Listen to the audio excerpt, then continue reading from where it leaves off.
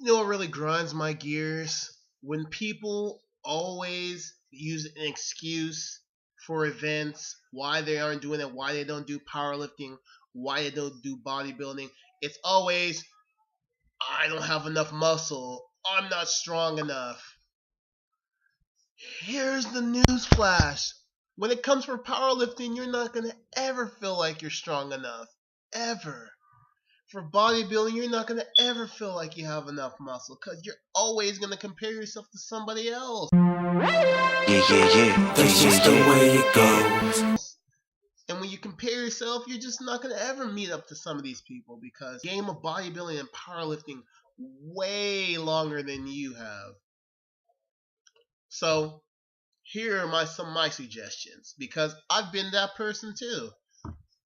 One, for powerlifting, go and do it. The stupidest excuse anybody that's interested in powerlifting can say is my numbers aren't strong enough. That is bogusly. You just need to go out and do a powerlifting meet. And you're going to see so many divisions and so many people out there that you're not going to care about your number. With powerlifting, you compete against yourself. Though when you're in a certain weight class and you've been in it a while, you want to beat the other person. But your first meet, you're not going to really worry about hitting big numbers. You're just going to worry about, if you're like me, you're just going to worry about getting the command so you know that you're doing everything right.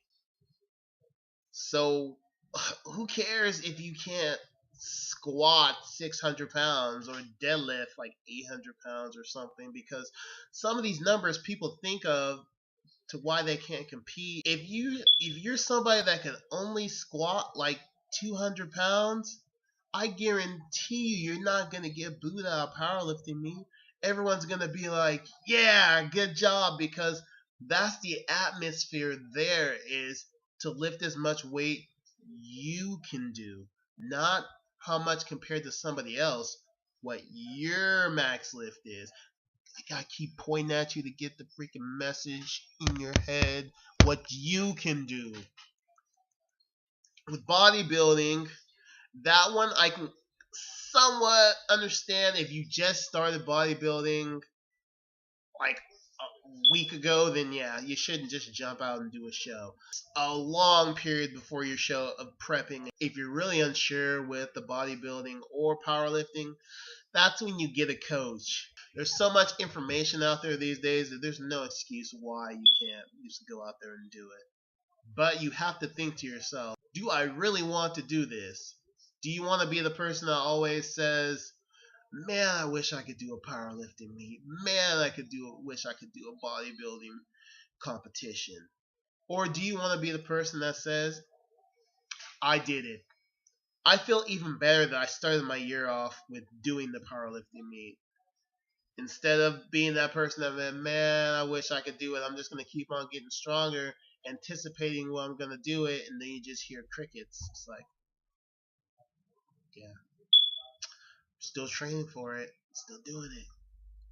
Just go out there and give it your best.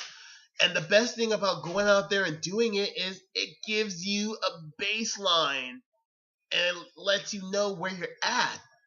For powerlifting, it lets you know where your numbers are. So then for your training, you can go off those percentages of that max. So it's like a win-win. Just go out there and do it for powerlifting. For bodybuilding, it just lets you know where your body's at so you know what places that you need to build up more and what the judges are looking for. Though technically in different federations, judges are always looking for different stuff at different shows, so that one can be a little bit iffy. That's why you should all do powerlifting in the first place. So get out there, do what you want to do, and quit using these excuses. Be the best you.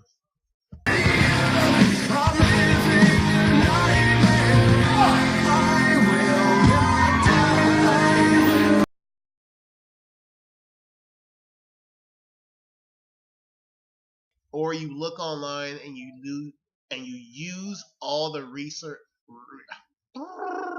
resources that are out there.